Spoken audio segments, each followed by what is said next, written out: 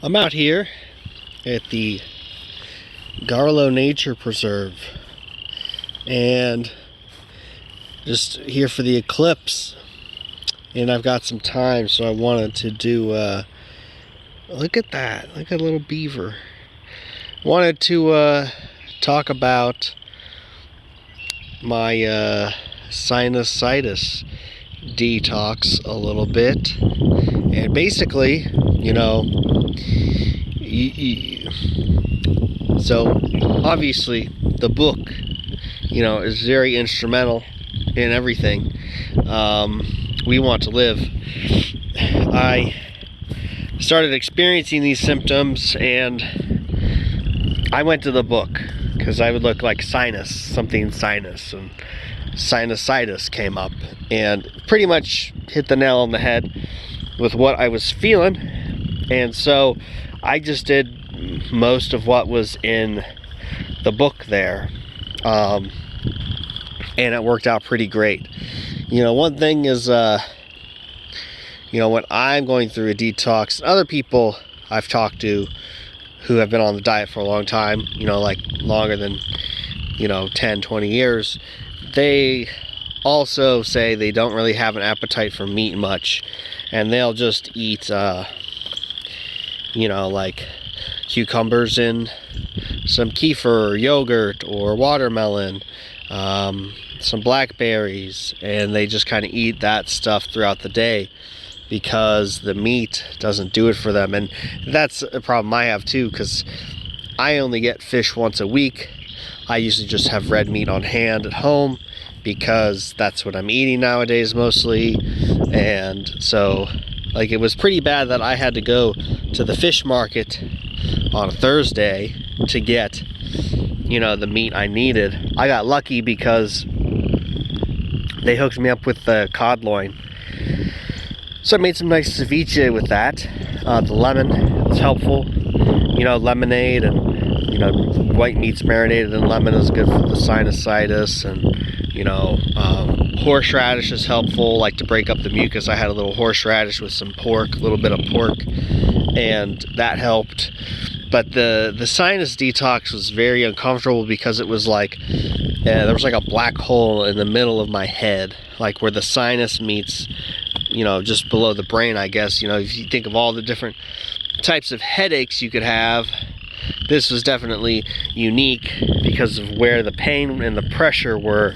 So, that's kind of why I looked up sinus and We Want to Live. And you can hear the frogs.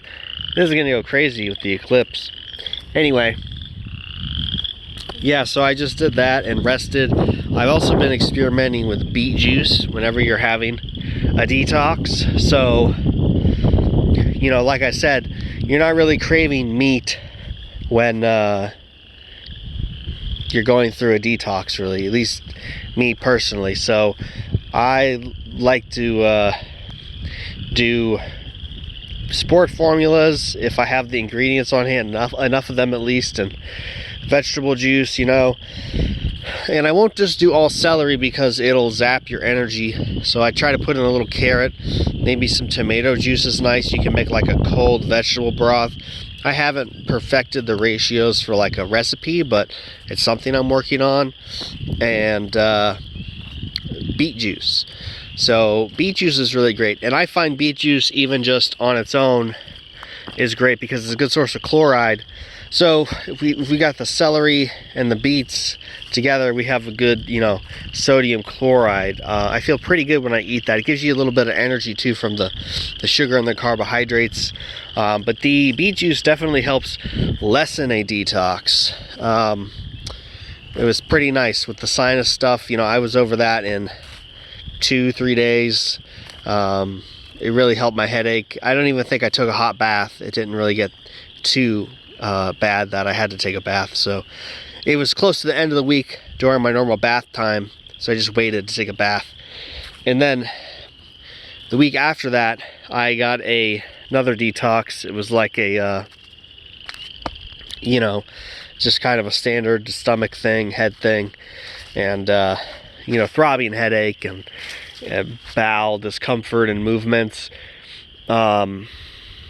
I tried the beet juice again for this, because I mean, I wasn't really, you know, eggs weren't, you know, appeasing either, and so I was just eating cheese and sipping on a little water throughout the day till I could get home and get some of the things I needed. So I went home, you know, I went to the store, I got the beets, I juiced that, and I was sipping on that. I got like a half of a cup down, and then I just started getting really nauseous whenever I would stand up and walk, and eventually I ended up having some uncomfortable vomiting. So the beet juice induced vomiting in this instance, and I had to like lay on the floor for like 30 minutes after because I felt so terrible. But after that, I felt pretty good. So, you know, the first couple times I've used beet juice, I did not get any sort of, you know, vomiting or other discomfort. It just kind of helped lessen the symptoms. Kind of getting lost here. Anyway, but the second time, you know, I felt nauseous and I threw up because the beet juice, whatever, the hydrochloric acid, it helped draw stuff into the stomach, and I yeeted it out. So that was interesting, but I did feel better after it. If I had to go back in time, I'd still do the same thing. But if you're having a bad detox and nothing's really helping you, I would try some beet juice and some celery juice, you know, like, because and I'm talking like 10%, like, because it might be too much sugar. The beet juice has like an earthy sweetness. It's not as overpowering as like carrot. You know, carrot is just like sweet, but beet juice is more of an earthy, muted sweetness, especially if you're not using too much. You don't need a lot. So that could be something to try, like if you can't get to a hot bath, if you can't get to some of these other things. So, you know, the thing about fruit, and this is the last thing here, it's like I stopped eating fruit pretty much, but when I detox, I find that I want fruit. So I will eat fruit in these instances, you know, the cucumbers, the tomatoes, maybe some watermelon, lemonades, especially for like when I had the sinus stuff going on. The lemonade is something that was recommended, so I did that.